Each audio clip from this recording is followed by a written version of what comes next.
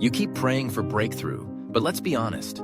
There are hidden habits in your life that are silently blocking the blessings you've been crying out for. And until you confront them, no amount of fasting or faith declarations will override what you're choosing to tolerate. One of the most dangerous habits is delayed obedience.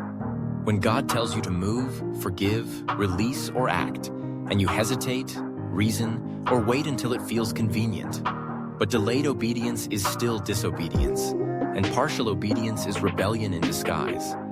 Just ask King Saul, who lost his kingdom because he obeyed halfway. 1 Samuel 15:22-23. Another habit that secretly sabotages your spiritual flow is complaining. Every time you murmur about where you are or what you lack, you cancel the faith needed for where God is trying to take you.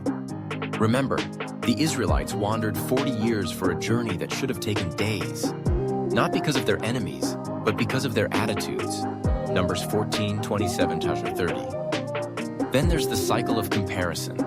When you're so busy watching someone else's blessings that you miss what's in your own hands. Comparison is a silent killer of destiny, and it will have you resenting the very place God is refining you in. Galatians 6:4 says to examine your work, not someone else's. Some of you are unknowingly forfeiting favor because you entertain bitterness. Yes, you worship, you tithe, you serve, but secretly, your heart is polluted with offense, and the Spirit of God cannot rest in a vessel that refuses to release others.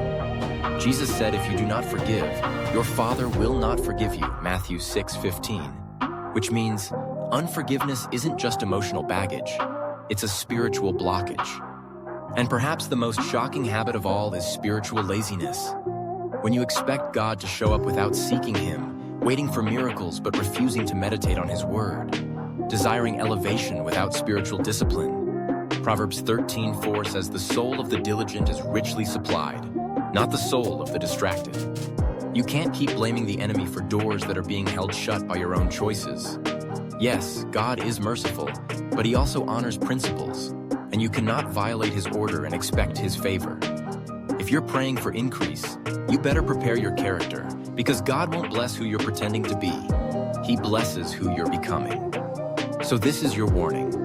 Those habits may seem small, even justified, but they are costing you more than you realize. Blessing requires alignment. Warfare requires authority.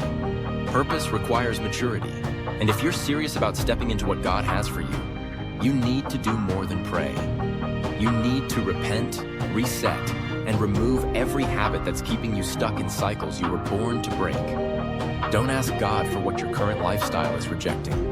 Clean the altar, close the doors, and watch what heaven releases when obedience becomes your default.